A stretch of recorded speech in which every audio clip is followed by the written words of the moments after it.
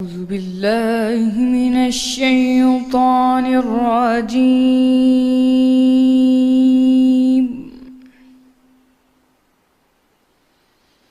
بسم الله الرحمن الرحيم.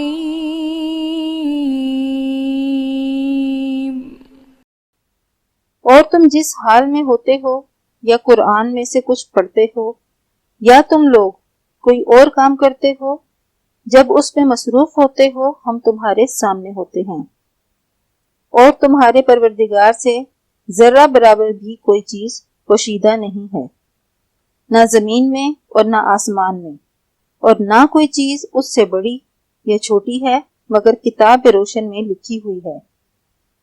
سن رکھو، جو اللہ کے دوست ہیں ان کو نہ کچھ خوف ہوگا اور نہ وہ غمناک ہوں گے، یعنی جو ایمان لائے اور پرہیزگار رہے، ان کے لیے دنیا کی زندگی میں بھی بشارت ہے اور آخرت میں بھی۔ اللہ کی باتیں بدلتی نہیں، یہی تو بڑی کامیابی ہے۔ اے پیغمبر، ان لوگوں کی باتوں سے آزردہ نہ ہونا، کیونکہ عزت سب اللہ ہی کی ہے، وہ سب کچھ سنتا اور جانتا ہے۔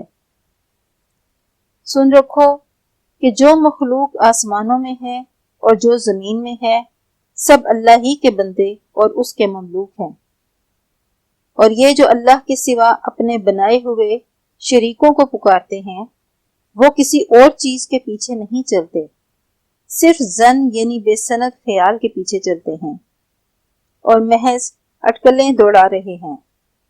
وہی تو ہے جس نے تمہارے لیے رات بنائی تاکہ اس میں آرام کرو، اور روزے روشن بنایا تاکہ اس میں کام کرو۔